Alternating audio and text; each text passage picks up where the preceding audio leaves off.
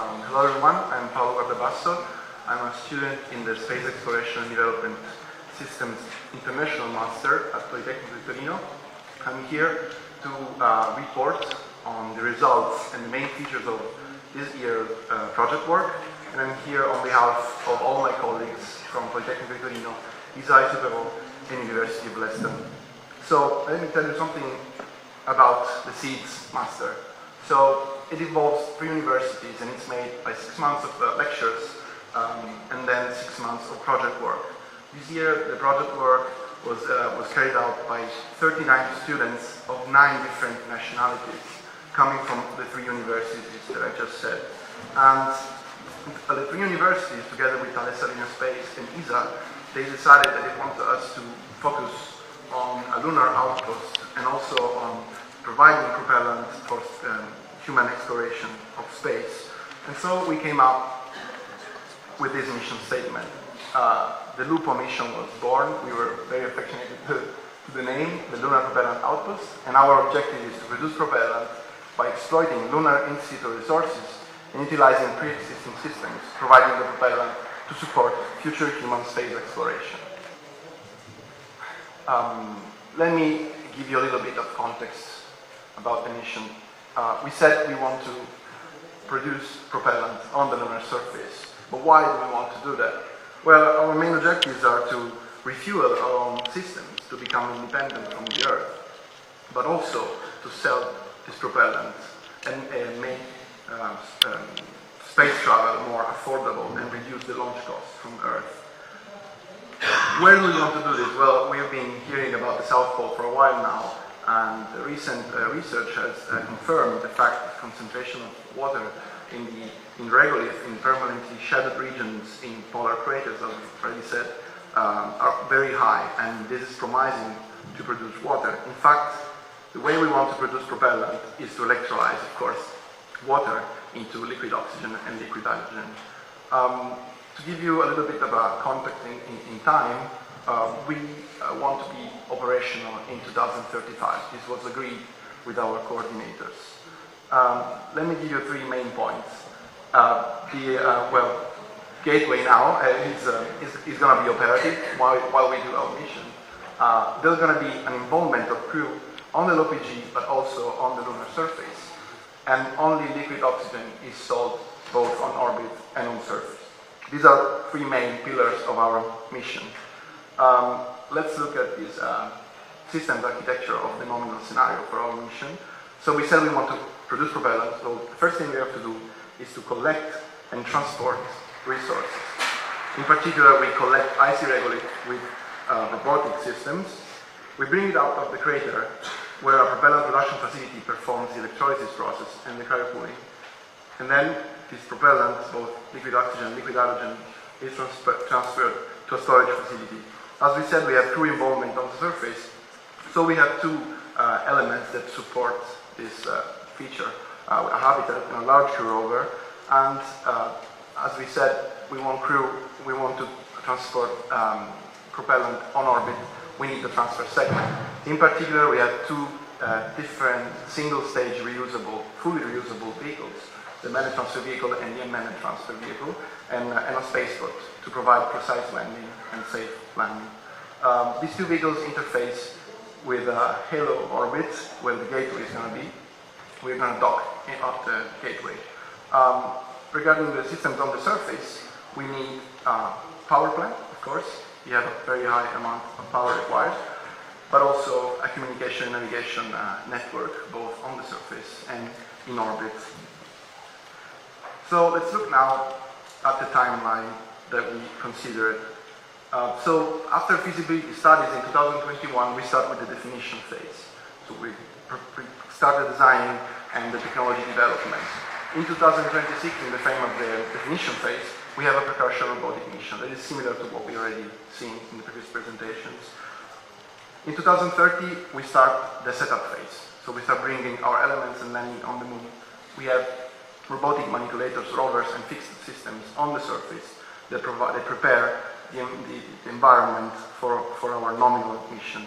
In 2032, we have the first short mission with the crew to support these assembly operations. And in 2034, we start the actual production of propellant.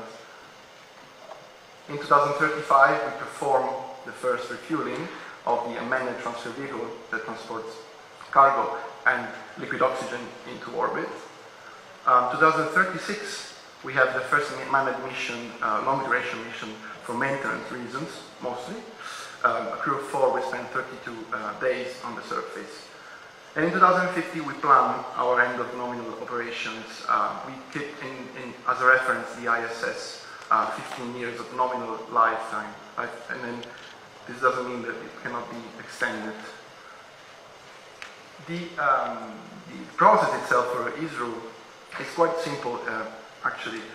From the IC regolith that is collected into Shackleton crater and then transported outside, we are able to heat and then provide a separation between the water vapor and the dry regolith that is then disposed.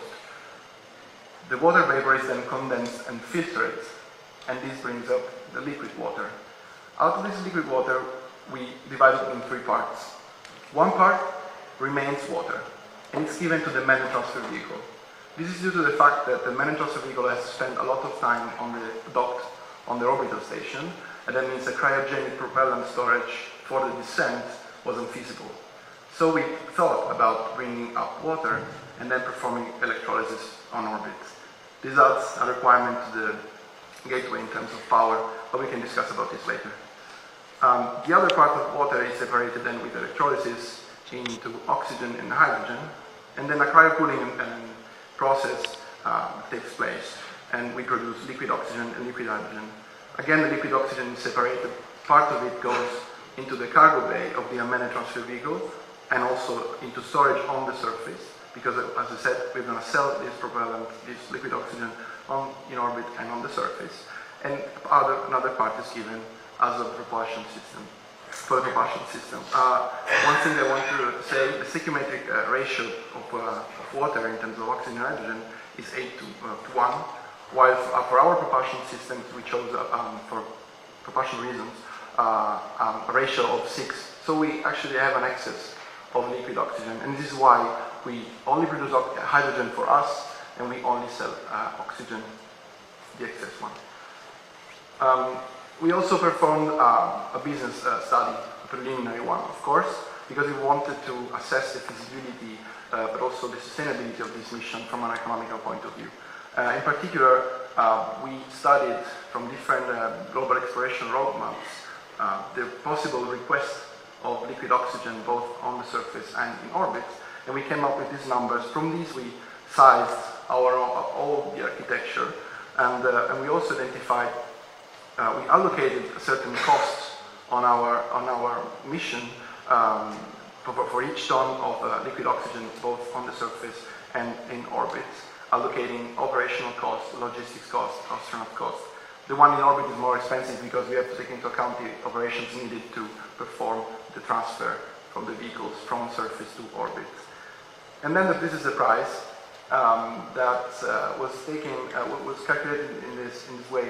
We took as an example the possible price that a customer on Earth might pay to get 1 ton of payload on the lunar surface and in orbit, and we reduced that to the 70%, so that we make it affordable, and as a marketing choice, the customer might be invited to invest on us instead of having a launch and refueling on Earth instead of refueling in orbit on the surface.